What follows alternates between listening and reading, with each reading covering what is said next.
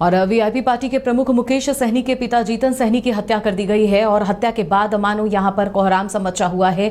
दरभंगा में उनके आवास पर ये उनके पिता की हत्या की गई है। उसके बाद से लगातार वहां पर पुलिस की टीम जो है वो पहुंच चुकी है। पूरे मामले की छानबीन की जा रही है। काफी छत विक्षत स्थिति में मुकेश सहनी के पिता जीतन सहनी की शव वहां पर मिली है। हालांकि उसके बाद से लगातार पुलिस की टीम वहां पर मौजूद होकर पहुंचकर जांच कर रही है। हर पहलू पर जांच की जा रही है कि आखिर ये हत्या क्यों की गई, इसके पीछे किसका हाथ है, वजह क्या रही, मंशा क्या रही, क्या किसी निजी रंजिश इसके पीछे हो सकती है। इस हत्या के पीछे तमाम पहलुओं पर पुलिस अपनी लगातार जांच कर रही है। हालांकि जो पुख्ता वजह है वो निकलकर सामने नहीं आ सकी है। हालांकि पुलिस की तरफ से कहा जा रहा है कि जल्द ही जो भी इसमें दोषी हैं, जो आरोपी हैं, उन्हें पुलिस जल्द से जल्द अपने गिरफ्त मिलेगी।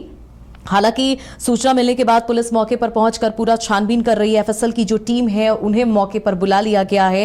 एसडीपीओ मनीष चंद्र चौधरी ने मामले की जांच भी अब शुरू कर दी है और कुछ ही देर बाद राज्य सरकार के आईपीएस काम्या मिश्रा को जांच की कमान सौंपते हुए एसआईटी गठन की घोषणा भी कर दी गई है।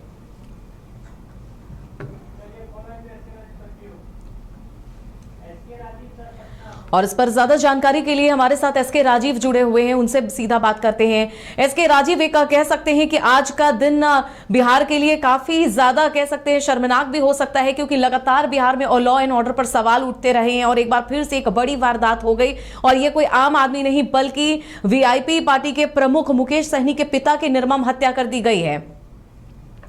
नहीं, देखिए अमिता, दरअसल में आज सुबह जैसे ही लोग जगे तो लोगों को सबसे पहले जो एक बड़ी खबर देखने को या फिर सुनने को मिली वो खबर थी वीआईपी के प्रमुख मुकेश सहनी के पिता की हत्या। और देखिए उसके बाद जब ये खबर आती है और उसका जब विजुअल आया है तो उस विजुअल को आप ऑन स्क्रीन दिखा नहीं सकती है, इतना विभत्स दृश्य है वहां का। और जो जीतन सहनी जो इनके पिता हैं, लगभग 76 साल उनकी उम्र है, उनका छत बिछत शरीर जो है वो उनके कमरे में मृत पाया गया है। यानी कि जो भी अपराधी है, आप समझिए कि किस तरीके से हत्या की गई है और वो अपराधी कितने खुन्नस में था, इस शरीर को काटा गया है कई टुकड़ों में।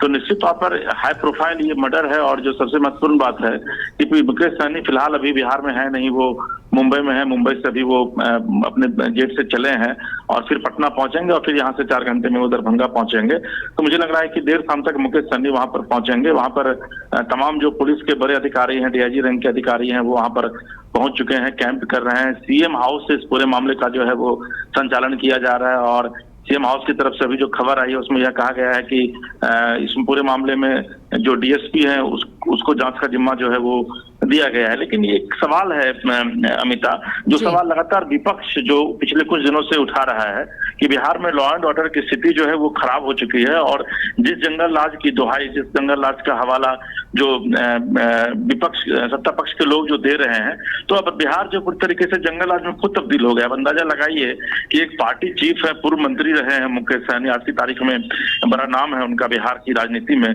और उनके पिता की इस तरीके से निर्दयता से हत्या कर दी जाती है। और अपराधी अभी लगभग 8 घंटे बाद भी अगर फरार हैं या फिर गिरफ्त में नहीं आ रहे हैं और पुलिस उनका नाम अभी भी नहीं बता पा रही है, तो निश्चित तौर पर यह सुशासन पर एक बहुत ही बड़ा दाग आप कह सकते हैं। बिल्कुल, अब एक सब प्रशासन पे भी दाग कह सकते हैं, क्योंकि लॉ एंड ऑर्डर का सवाल विपक्ष जरूर उठाता रहा होगा राजीव जी। लेकिन सवाल ये है कि क्या अब तक ये जाहिर सी बात है कि ये पूरा मामला हाई प्रोफाइल बन चुका है और लॉ एंड ऑर्डर पर जो सवाल उठ रहे हैं वो कहीं ना कहीं साबित हो रहा है कि वहां पे कोई भी व्यक्ति सुरक्षित नहीं है, आम हो या फिर खास। और उसका एक वानगी भी हमने आज देख ली है।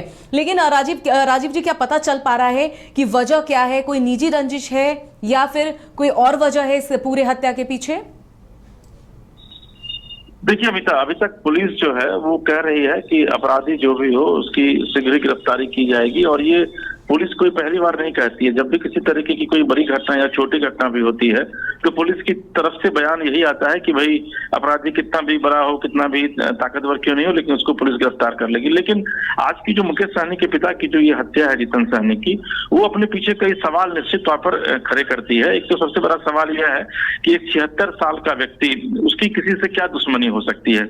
और दुश्मनी आप अंदाजा लगाइए कि अमूमन जो हत्या होती है गोली मार दिया जाता है, किसी को चाकू घोंप दिया जाता है। लेकिन एक 76 साल व्यक्ति का अगर छत बिछत शरीर जो है वो अगर मिल रहा है तो निश्चित तौर पर जो हत्यारा है वो पूरे तरीके से इस खुन्नस में था, इतने खुन्नस में था कि वो मारने के बाद भी शरीर के कई टुकड़ों में शरीर को काटता है। तो निश्चित तौर पर मामला कुछ बड़ा है जिस वजह से ये हत्या की गई है। दूसरा जो सबसे बड़ा सवाल है कि अगर वाकई में हत्या जीतन सहनी की जिस तरीके से हुई है और अगर वाकई में इनकी दुश्मनी पहले किसी से थी, तो फिर मुकेश सहनी को ये बातें अगर पता होंगी तो फिर स्थानीय थाने में इस पूरे मामले को मुकेश सहनी का परिवार जो है वो लेकर आखिर क्यों नहीं गया?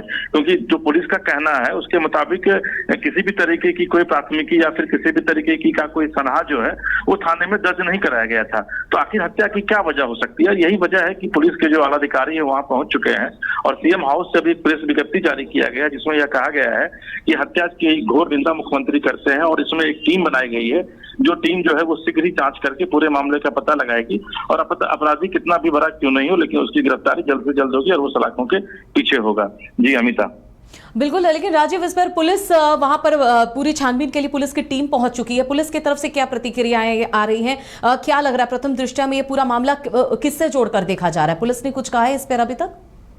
नहीं, देखिए, जो वहां पर सबसे पहले एसडीपीओ वहां के जो है वो वहां पर सबसे पहले घटनास्थल पर पहुंचे थे और प्रथम दृष्टया ये कहा जा एसडीपीओ की तरफ से यह कहा गया है कि घटना जो है वो लगता है कि कहीं ना कहीं से आपसी रंजिश का परिणाम है, क्योंकि आप घर की अभी आप जो विजुअल चला रही हैं या फिर जो लूप आप चला रही हैं उसमें आप भी देख रही हैं कि मुकेश सहनी का जो घर है वो ऐसा नहीं है कि भाई बहुत ही आलिशान मकान है और वहां पर कोई अपराधी अगर गया है तो उसको बहुत कुछ वहां से बरामद होगा। तो निश्चित तौर पर कहीं ना कहीं से कोई ऐसा व्यक्ति है जिसके साथ कि इनके पिता का हो सकता है कि विवाद हुआ हो और विवाद इतना ज्यादा गहरा गया हो कि अब उस व्यक्ति को अंततः जो है वो जीतन सहनी की हत्या करनी पड़ी है।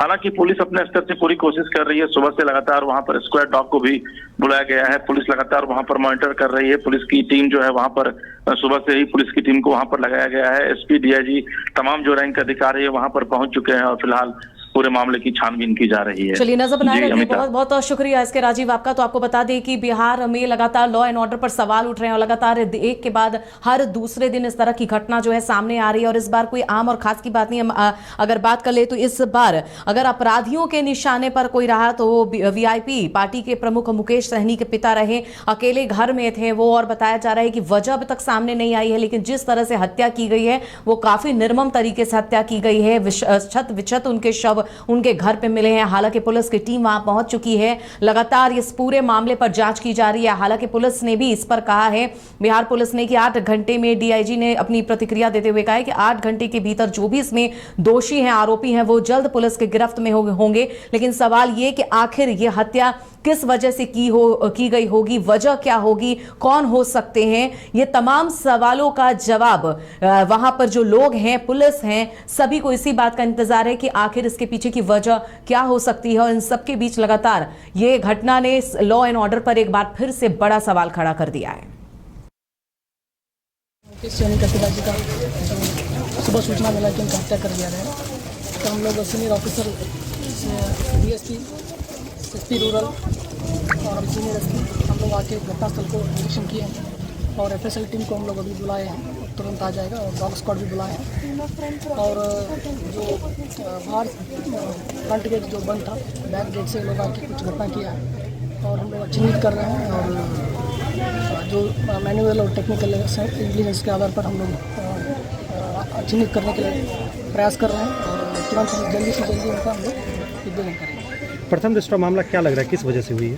तो घटनास्थल को देखने से अभी हम तो हर एंगल से पुलिस जांच कर रही है, अनुसंधान कर रही है और पीछे से एक जो अंदर का जो बक्सा था वो पीछे घर के बाहर पाया गया। तो हो सकता है कि चोरी की घटना के प्रयास भी कर सकते हैं या दुश्मनी की वजह से भी हो सकता है और वो डाइवर्ट करने के लिए वो भी कर सकते हैं, बट हम लोग हर एंगल से हम लोग जाँच कर रहे हैं।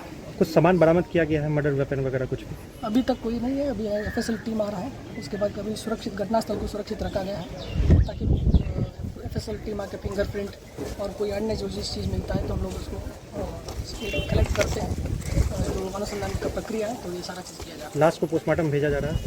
हाँ जी, पोस्टमार्टम के लिए भेजा जाएगा और एसआईटी गठन कर दिया गया है, जो एसपी रूरल काम्या मिश्रा जी है और अनुमंडल पुलिस पदाधिकारी उस टीम में और टेक्निकल सेल है और अन्य थाना के पदाधिकारी भी है। टीम गठन कर दिया गया है और हम लोग एफएसएल टीम, टेक्निकल सेल का टीम और हर जो हमारे पास जो टीम्स हैं सब टीम को लगाया गया है।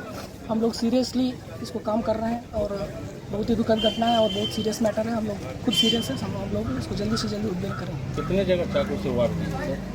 तो अब हत्या हुआ है, चाकू से हत्या किया गया है। पाँव में है, हाथ कटा हुआ है? पाँव में नहीं है और हाथ में थोड़ा हो सकता है कि जो विरोध करने के दौरान कुछ सर कटा हुआ है? सर नहीं है, पेट में चाकू मारा है। पेट में।